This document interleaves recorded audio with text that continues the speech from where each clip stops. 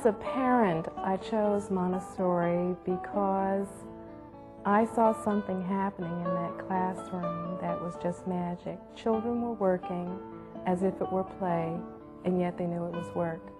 And I wanted that for my children. One particular thing is that he's doing cursive writing, and I've seen him working and working and working on it at home. He is happy about learning, and that's what I really want for him, to be happy about learning.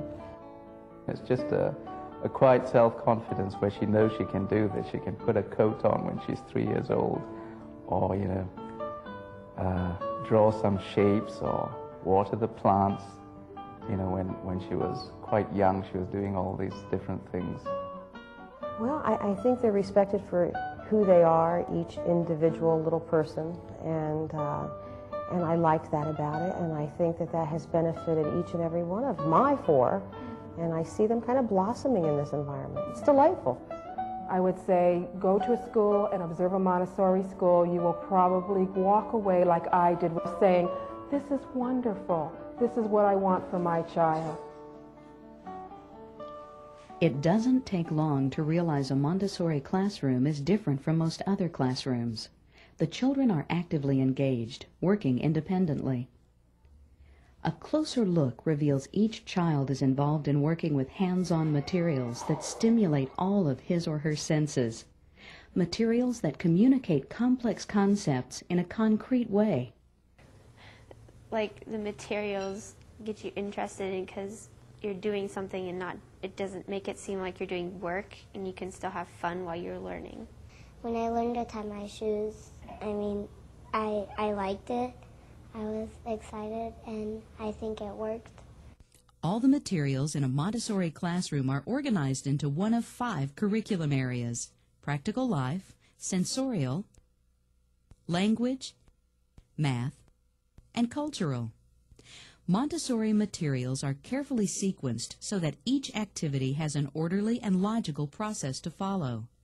This allows children to organize their thinking and problem-solving skills in a clear way and to absorb this knowledge through their senses.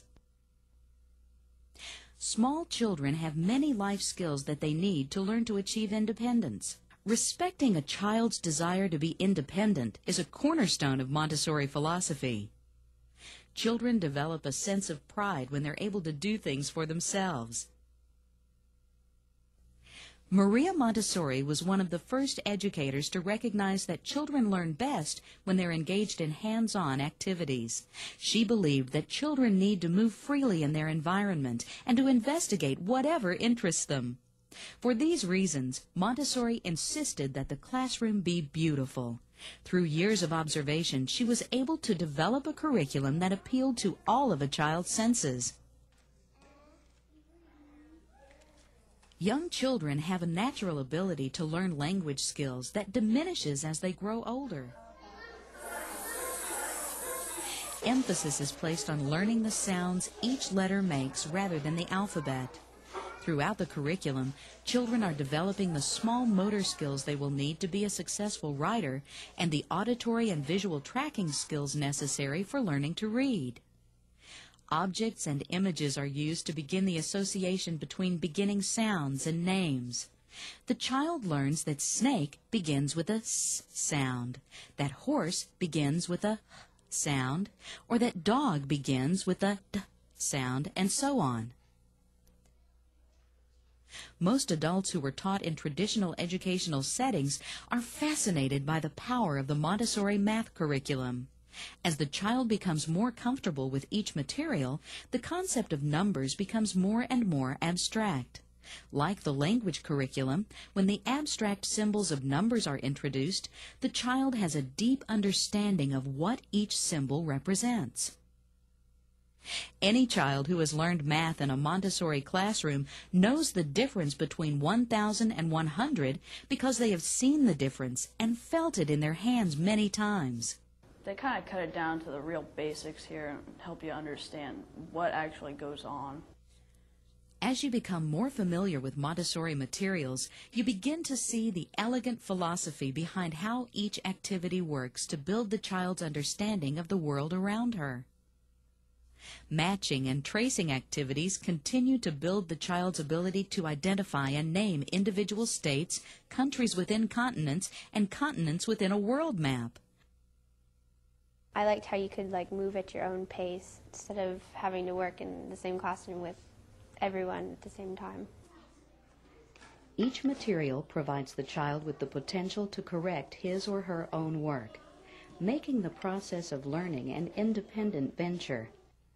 Children often take advantage of their freedom to self-correct by experimenting with all the different ways to do a single activity, satisfying their curiosity about what works and doesn't work and why.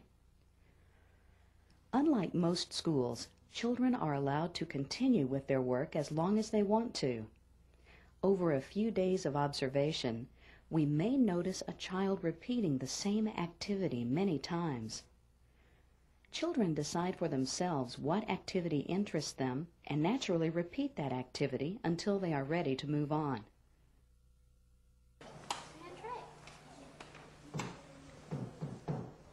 Children develop a readiness to grasp abstract concepts at different ages. Montessori teachers follow the child's own sense of what they are ready to learn. In their primary role as observers of the child's progress, they present materials when the child is ready to take on new work. Through this freedom, the child becomes more comfortable, taking the time to contemplate all aspects of an activity: the feel, the visual appearance,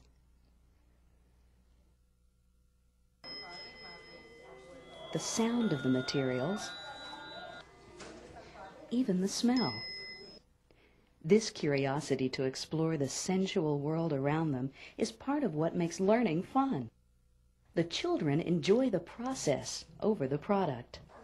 Part of becoming independent learners is taking responsibility for themselves and the classroom environment. Each child learns to take responsibility for their own belongings and to master the skills of taking care of him or herself. Children also feel secure in the knowledge that they can find the materials they wish to work with neatly stored in a particular spot in the classroom. They are in turn responsible to put the materials back where they found them,